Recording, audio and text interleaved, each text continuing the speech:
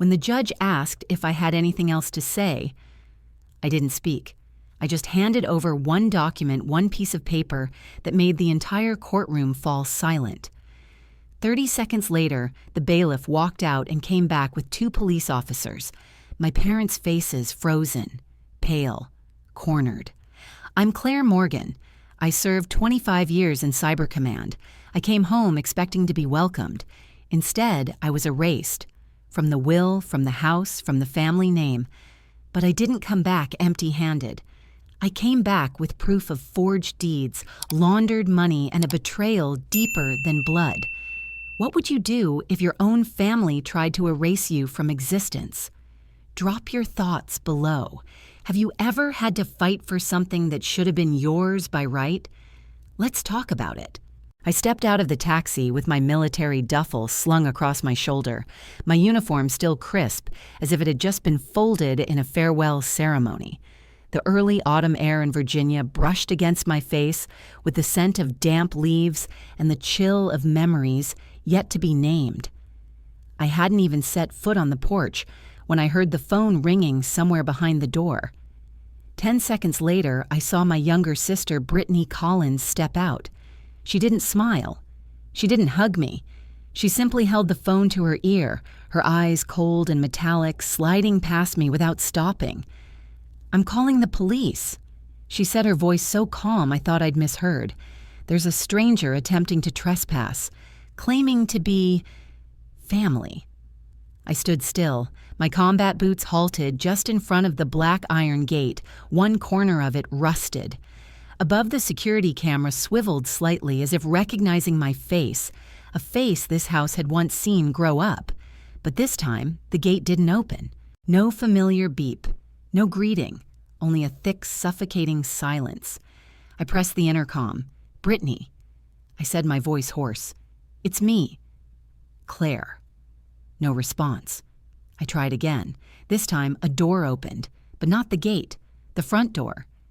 Brittany stepped out onto the porch in a flawless gray suit, her high heels clicking sharply against the wooden floor. She still held the phone in her hand. She stood at the top of the steps, looking at me as if I were a stranger who had knocked on the wrong house. "You're not allowed in," she said. "This isn't your home anymore." I closed my eyes, just for a second, just long enough to hold down the swell of emotion rising from my chest to my throat. "I've just been discharged," I said slowly. "I thought I'd get to see Mom, see Dad." She laughed, a dry, brittle sound. "You should have thought of them 25 years ago, Claire," she replied, "when you disappeared from every dinner, every Thanksgiving, every time we needed you." I lifted my head. I grew up in this house. The sycamore tree by the porch is still there. I broke my arm climbing it. My blood once stained the living room carpet, though I suppose by now you've replaced it with Italian silk. Brittany clenched her hands. "You always make everything about you," she snapped. "You think putting on that uniform lets you walk back in here and be celebrated like some hero." At that moment, blue lights flickered in the distance. A patrol car slowly turned onto the familiar street. My heart pounded partly from the scene unfolding, partly from something I never imagined would happen, being questioned by police in front of my own house. The older officer stepped out of the vehicle, his eyes pausing briefly when he saw me. "Claire Morgan?" he asked. "Yes, sir," I answered, standing at attention. "Lieutenant Colonel, Cybersecurity Command, recently discharged from the Pentagon. This is my parents' home." The younger officer turned to Brittany. She crossed her arms, speaking clearly and firmly. "This property is legally owned by me, Brittany Collins, and my husband, Chad Whitmore. There are no documents showing Claire Morgan has any right of residence here." I opened my mouth, but no words came out. Chad Whitmore. I froze. So my father, Frank Morgan, had transferred the house. The home I once called mine was now an inherited property, remodeled, legalized, and erased me. The older officer sighed. "If you don't have proof of residence, I'm afraid I'll have to ask you to leave." I rummaged through my duffel bag and pulled out my discharge papers. But I knew they meant nothing here. I backed away step by step until my heels touched the edge of the sidewalk. Not once had I cried while turning in my medals. Not a single tear when I nearly died in a field hospital in the Middle East. But today, I cried. Because the house that raised me no longer recognized me. I slept in my car right on the street where my childhood footsteps were once etched. The Virginia night was cold and damp, but the shock inside me was colder still. By morning, a for sale sign had been staked into the lawn as if someone wanted to emphasize that I had been erased completely and swiftly. I drove straight to a small coffee shop where we used to meet every winter break me and Samantha Lee. We studied political science and security together at Georgetown. Now she was a prominent attorney in D.C., and I was just a retired soldier with no home. Samantha looked at me with eyes that didn't need a greeting. Her gaze was still as sharp as the day she challenged our professor on civil rights, but this time it was softer, warm, and steady. "I saw the listing this morning," she said, sliding her iPad toward me. On the screen was a photo of the house my house listed for sale by a company called Raven Holdings, LLC. I swallowed hard. I never signed off on any sale. "I know," she said, "and this is the part I think you need to see." She opened a pre-printed file folder. On the top right corner of the first page, my name was clearly listed under seller. But the signature wasn't mine. Neat, flawless, but forged. I checked. Samantha continued, "This signature matches one from your 2017 tax forms. Someone extracted it and reused it." I took a deep breath, pressing my palm against the table to keep myself from shaking. So they forged it. And now they're selling my grandfather's house. Samantha nodded. "Your dad hasn't lived in the old house for months. 3 months ago they moved out, and I'm guessing they called it family asset reallocation." I gave a bitter laugh. Chad Whitmore, Brittany's husband. "What does he do again? International logistics," she replied. His name came up in an anti-smuggling file back in 2012, but that case was shelved. Something inside me cracked, not because of the property, but because the betrayal had been premeditated. "Maybe they just thought I'd never come back," I whispered. Samantha looked up at me. "Or maybe they knew you would, and they planned ahead to erase you from everything." I gripped my coffee cup. No longer the victim, no longer forgotten. I would uncover the truth. Because this time, I wasn't fighting overseas. I was fighting to come home and to reclaim myself. Every step I took on the sidewalk around my old neighborhood felt like I was stepping on a past that hadn't been buried yet. I was no longer Mr. Morgan's daughter. I was the soldier erased from her own legacy. But if my uniform once helped me survive on the battlefield, now it was silence that would help me survive at home. That night, I parked a short distance from the house. The wind from the Potomac carried moisture and thick darkness. The basement lights were still on a pale white glow that didn't exist in the original blueprint. The house Brittany claimed belonged to them was now functioning as a covert logistics base, and I decided I wouldn't wait any longer. I circled around the back of the property to the spot where the barbed wire fence had once marked the edge of my childhood. There, I met Ethan, the old neighbor who had been my grandfather's friend, now renamed Jason Kim after naturalization. Jason had once served in the Marines, then opened a repair shop in the neighborhood. When he saw me, he didn't look surprised. "You're not going anywhere, are you?" He said, his voice gravelly and low. I shook my head. "I need to know what's going on inside that house." He sighed, then pulled a folded piece of paper from his jacket pocket and handed it to me. "If you're really Claire, go to Alley 7, 11 p.m. Someone wants to talk." I unfolded it. The handwriting was messy but serious. "If you're really Claire, come alone." I used to trust them. Not anymore. I arrived on time. Alley 7 was behind the old bakery, quiet and without any cameras. The man stood under a flickering yellow light. His jacket rumpled his movements, cautious. "I'm a delivery guy," he said. "Name's Ethan. Used to work for Chad. I saw things that weren't right." I clenched the sleeve of my jacket where a small recording device rested securely. Black trucks come every week, he continued. Plates disappear before they turn in. Nobody says a word. Every time Chad shows up, Glove's clipboard always heads straight for the basement. I said nothing, just absorbed every word. My eyes stayed fixed on the distant house. Something was being hidden, something beyond just property. People say you lost it after the war, Ethan said slowly. But if anyone's unstable, it's the ones inside that house. I nodded quietly, stepping away. That night, I didn't sleep. I placed a recorder near the basement air vent, sat in my car, and waited. When the voice came low and cold like the edge of a razor, if Claire finds out, cut her off. No warning. I recognized the voice of the man who once called me his daughter, Frank Morgan. I sat motionless in the car, my hand gripping the recorder, as if it were the only seatbelt keeping me steady in the whirlwind named the truth. I had imagined my father's voice after 2 decades of silence, thought that when I heard it again, I'd feel warmth, or at least some sense of regret. But no, it was cold, dry, and calculated to the bone. The next morning, I sent the audio recording to Samantha and immediately arranged a meeting with someone else, Nicole Reyes, a data analyst who had once worked with me in the Digital Forensics Division of the Department of Defense. Nicole rarely showed up in person. She hid behind screens, a ghost in the world of counterintelligence, but someone I trusted more than blood relatives. "What did you just send me?" Nicole said as soon as she received the compressed file. "Wire transfer data, property sale contracts, copies of real estate listings. I need to know who's behind Raven Holdings." Silence. Then the sound of keystrokes burst like gunfire. "Chad Whitmore," Nicole said after 3 minutes. "His name shows up in a sealed logistics contract from 2012. Maritech Solutions.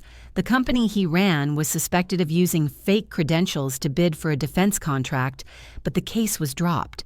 And now he's running my family's house," I whispered. Nicole pulled up another data sheet. 3 shell companies in Nevada.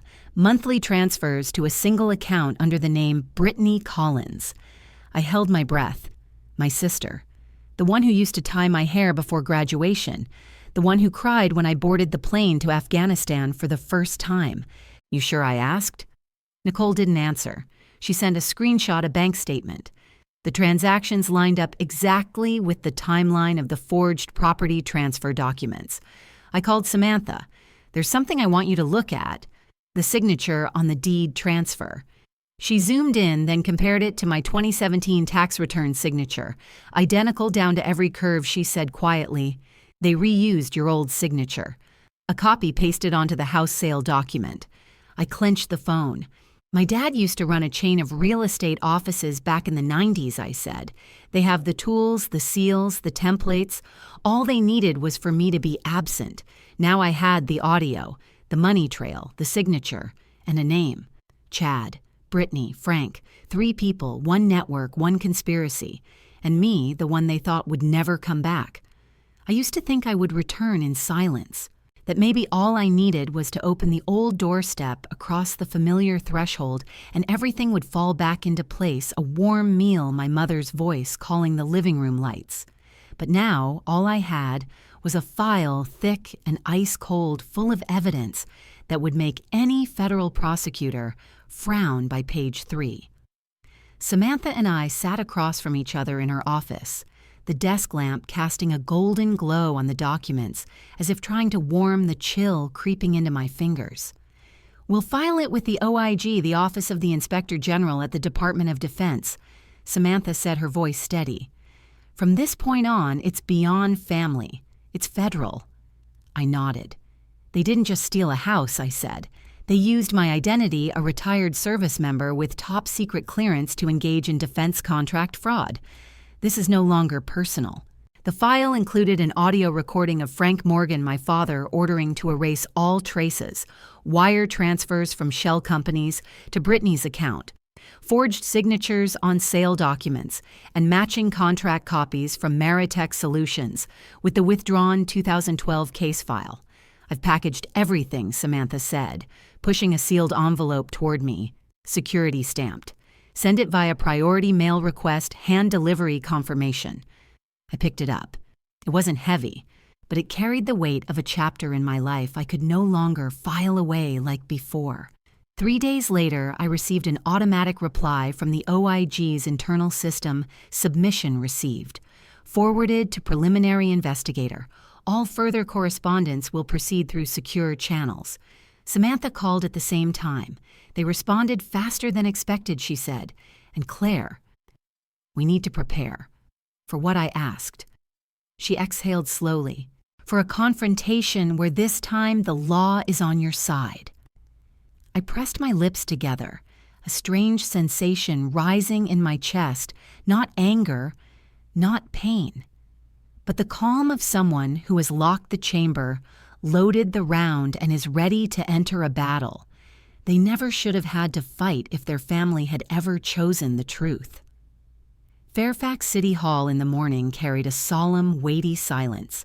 The tall glass windows let in soft sunlight, but inside, amid the sound of keystrokes and rustling paper, the air felt dense.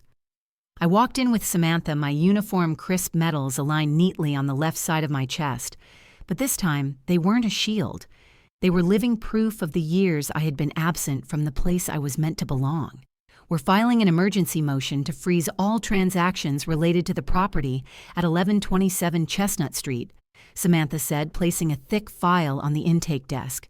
Based on evidence of forged signatures, fraudulent transfer, and potential identity misuse connected to federal contracts. The clerk, initially skeptical, opened the file and looked at the original will, handwritten by my grandfather, and the audio recording taken from the device placed beneath the basement vent. She was silent for a long moment, then nodded. We'll escalate this to the presiding judge. In the meantime, all transactions will be frozen. I didn't say a word, just stood there. As if finally, after so many years of being forced into silence, someone had just hit the speak button for me. 2 weeks later, the first subpoenas were issued to Brittany Collins, Chad Whitmore, and Frank Morgan. The court summoned them to a preliminary hearing as suspects in a conspiracy involving the defrauding of federal property. That morning, I stood in front of the mirror adjusting my uniform collar one last time, not to look good, but to remind myself I wasn't here to seek kinship.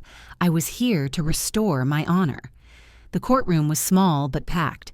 I stepped up to the witness stand, eyes meeting the prosecutor assistant U.S. Attorney Thomas Greenberg. Lieutenant Colonel Claire Morgan, he said calmly, please state what was taken from you. I took a breath. Not just a house, I said, but my presence in my own family's story. They erased my name from the will. They used my signature from an old tax form. They registered fake accounts and used my retired military identity to legitimize a defense contract. And when I came back, they called the police. The courtroom fell silent. Thomas nodded. Do you have evidence to support this testimony? Samantha stepped forward and submitted the files. Documents, photographs, bank statements, extracted metadata, audio recordings, and finally the original will.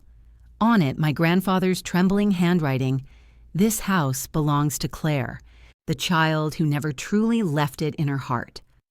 I looked over at the defendant's bench, Brittany pale as paper, Chad gripping the armrest tightly, and my father, Frank Morgan, head bowed, saying nothing.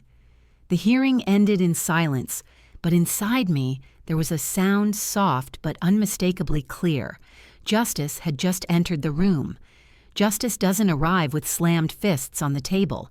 It arrives through silent lines of data, through digitized fingerprints, through handwritten words that manipulators weren't careful enough to destroy. In the temporary apartment, Samantha and I sat across from each other, a portable hard drive resting on the table between us. Small, compact, quiet, but a bomb of information. I had kept it as a survival habit during my years in Cyber Command. Every document, every scan, every vague text message backed up here. Someone who once lived inside the system never truly believed the system would protect her. Samantha opened the file titled Hail Family Originals with slightly trembling hands. The video started playing my grandfather, the date clearly stamped in the corner of the screen. His voice was hoarse but firm. This house I leave to Claire, not because it's perfect, but because she always returned even when everyone else chose to turn away. Samantha looked at me. This is the gavel of justice. But it wasn't over yet. Nicole Reyes sent an urgent message, Claire. An internal email from Raven Holdings just leaked. They know you're tracing everything. They're planning to wipe it clean before the hearing. I read each word in the email. If Claire talks, we don't just lose the property. We lose our freedom. Move accounts before the 16th. Close the files. Shut the line. I didn't laugh. I didn't rage. I just saw clearly the earthquake I had triggered was now cracking through the false shell they'd built around my name. That very afternoon, Samantha received a call from Assistant U.S. Attorney Thomas Greenberg. Based on new evidence he said over the phone and the likelihood the defendants may attempt to liquidate assets, we're moving the trial date forward. New subpoenas will be issued within 24 hours. We looked at each other. No words needed. I returned to the house that once was mine, this time no longer hiding. I stood in broad daylight in full uniform, holding the court summons. Brittany opened the door. When she saw me, the color drained from her face. Chad appeared behind her, his eyes no longer arrogant. I extended the sealed envelope toward them. You built a kingdom on the back of my silence, I said. But my silence ends now. When the door slammed shut behind them, I knew the legal battle was just beginning. But the battle for honor I had already won. That morning, the federal courtroom felt like a wordless symphony, everyone in their proper place, no one speaking loudly, every movement restrained, but everyone knew this was no longer just a hearing. This was the boundary line. Across the aisle, the defendant's bench was now filled with the three names who once formed the pillars of my family: Brittany Collins, my sister; Chad Whitmore, my brother-in-law; and Frank Morgan, the man who once taught me how to ride a bike. I didn't look at them much. I sat beside Samantha, my heart calm like water before a storm. In my hands were the final printed copies of the video, will, and the internal email Nicole had recovered. Every piece of evidence, every punctuation mark had been triple-checked. There was no room left for dispute. The judge was a middle-aged woman. Her voice wasn't loud, but every word she spoke seemed carved from granite. Based on the documentation presented, she said the court finds sufficient grounds for the charges of falsifying legal documents, unlawful inheritance seizure identity, misuse of a retired military officer, and conspiracy and misappropriation of federal contracts. Brittany sat still, hands clenching her skirt until it creased. Chad closed his eyes as if doing so would make everything disappear. And my father just stared at the floor, as if the tiles could offer him a different answer. The judge read the sentences aloud. Brittany Collins, 6 years in federal prison; Chad Whitmore, 8 years no parole; Frank Morgan, 10 years no clemency. There were no claps, no dramatic gasps, only silence rolling outward like a tide, leaving behind people stranded among the very lies they once built. I didn't smile. I didn't cry. I simply turned to Samantha and nodded gently. Not a victory, I whispered, just an ending. We exited through the side door of the courthouse, away from the cameras. But I didn't avoid the veterans standing outside the gate, some who once knew me from my post, others who had only heard the story. They stood tall, silent, and as I passed, one of them quietly said, "We didn't forget. And thanks to you, no one will ever be forgotten again." I clenched my fist not to defend myself for the first time in years, but because I had reclaimed the name they tried so hard to erase. I didn't return to the old house, not because I couldn't. All restrictions had been lifted. The court confirmed I was the rightful heir. I could have walked in, changed the locks, ripped out the for sale sign Brittany once stabbed into the lawn like a final blow, but I didn't need to anymore. I used to think I was fighting to reclaim those red brick walls, the carved window frames, the wooden staircase, with the scratch from when I was 12. But the truth is, what I reclaimed wasn't in the bricks.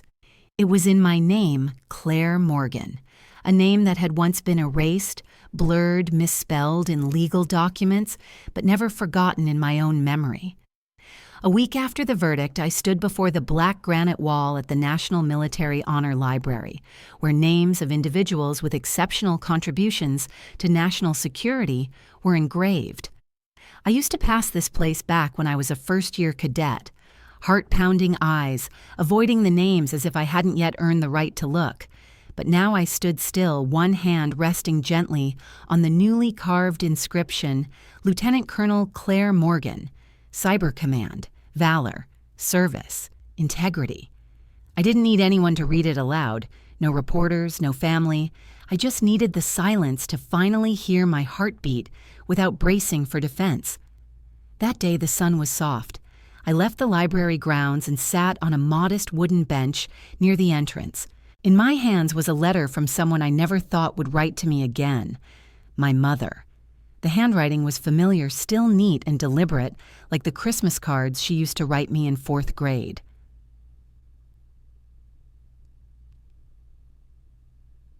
Claire, I didn't stand by you when you needed me most, not because I didn't believe you, but because I was afraid.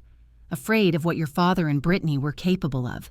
Afraid of losing a family that was already fractured. But after everything, I realized the only real loss was you. If there's ever a chance, I hope to apologize, not as your mother, but as a human being who stood on the wrong side of justice. Einindakrait. I folded the letter carefully as if holding a shard of glass, not to forgive, but not to reject either. Sometimes justice doesn't come to avenge, it comes to restore balance, to rewrite what was wrong through action, through rulings, through names, re-engraved in stone and through letters sent by hands that once stayed silent. I stood up looking toward the library gates. The sun had started to cast long shadows. No one was waiting for me in the dark anymore, because I had stepped out, with honor, with my name, and with the truth. I'm not telling this story to seek pity. I'm telling it because too many people like me have been erased from their own lives by those they once trusted as family. Not everyone has archives. Not everyone has a good lawyer or digital proof. But everyone has the right to believe in their own truth. I no longer carry resentment. Resentment is a house with no exit. I choose clarity. I choose justice. And I choose to keep living without needing validation from those who once denied me. If you've ever experienced something similar, betrayal, erasure, denial, I want you to know one thing: silence is not complicity, and it is never too late to stand up. Thank you for reading all the way to the final line of this story.